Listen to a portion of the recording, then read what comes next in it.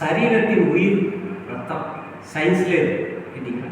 அப்ப இயேசு கிறிஸ்துவனுடைய ரத்தம் என்னன்னு கேட்டீங்கன்னா, தேவன் தன்னுடைய உயிரை கொடுத்தாருன்னா, அப்போ உங்க உயிருக்கு ஈடா தன் உயிரை மரணம்ங்கிற நீதி நிறைவேறதுக்கு ரத்தம் செஞ்சு கேட்டீங்களா. பைபிள் இருக்குது, லேவியர் 17:11 நினைக்கிறேன். ஆத்மாவுக்கு பாவ நிவர்த்தி செய்கிறது ரத்தமே என்று சொல்லப்பட்டது. அப்ப தேவன் தன்னுடைய ரத்தத்தை முன்வைத்து தான் நியாயப்பிரமாணத்திலே சொல்லியிருக்காரு. அதான் இயேசு. அப்ப உயிர் அதுல ஆத்மாவுக்கு பாவ நிச்சயம் ரத்தமே சொல்லிட்டு மாம்சத்தின் உயிர் ரத்தம்னு சொல்லணும். அப்ப இந்த சரீரத்துல இந்த உயிர் நம்முடைய உயிரா இருக்கிற இந்த ரத்தம் தான். அப்ப இந்த சரீரத்தில் இருக்கக்கூடிய அந்த ரத்தத்தை சிந்தினது உன்னுடைய உயிருக்கு ஈடா தன் உயிரை மரணத்துக்கு மறித்தது தான் அந்த ரத்தம். எவ்வளவு ஆதாரமாக இருக்கிறது.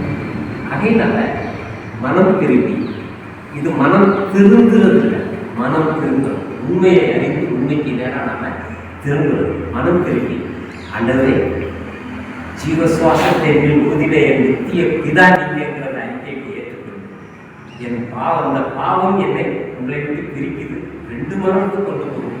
அதை நீங்களே சாவே இல்லாத நீங்கள் என்னுடைய சாவுக்கு ஒப்பு கொடுத்து என்னை மீட்டீங்க, நீங்கள் என்னை ரட்சித்ததுக்காக நன்றின்னு சொல்லி என்னை உங்களுக்கு ஒப்பு கொடுக்குறேன்னு சொல்லி உயிரோடு இருக்கிற அவரிடத்தில் நீங்கள் மனம் திறந்து பேசி அவருக்கு நீங்கள் ஒப்பு கொடுத்தீங்கன்னா நீங்கள் ரட்சிக்கணும். அது கடைசி ஒரு வசனத்தை நான் சொல்லி முடிச்சுட்டேன். ரட்சிக்கப்படுறோங்கிறதுக்கு என்னன்னா, ரோமன்ல 10ஆம் அதிகாரத்தில் பவுல் அதை விளக்கி சொன்னார்.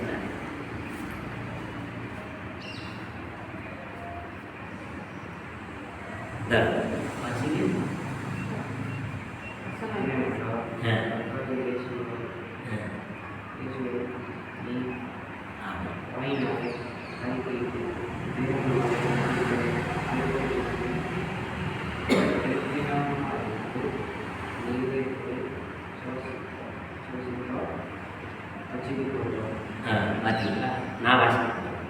இது தம்பிங்கெல்லாம் வாசிக்கிறது கஷ்டம். எனக்கு பழைய வேர்டு கேட்டீங்களா, இப்போ உள்ள வேர்ட்ஸ் கிடையாது. ஆனால் இது வெயிட்டான வேர்டு.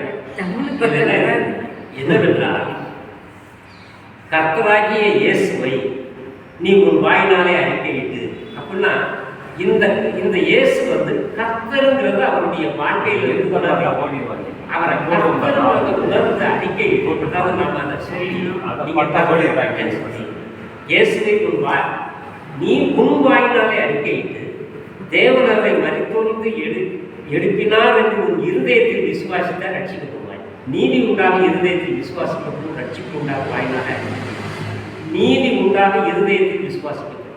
என்னுடைய பாவத்திற்காக இந்த கர்த்தர் இயேசு சிலுவையில் மறித்து அதிலிருந்து என்னை விடுதலை ஆக்கிட்டாருன்னு சொல்லி இருதயத்தில் நீங்கள் விசுவாசிங்கன்னா என்ன ஆகுது?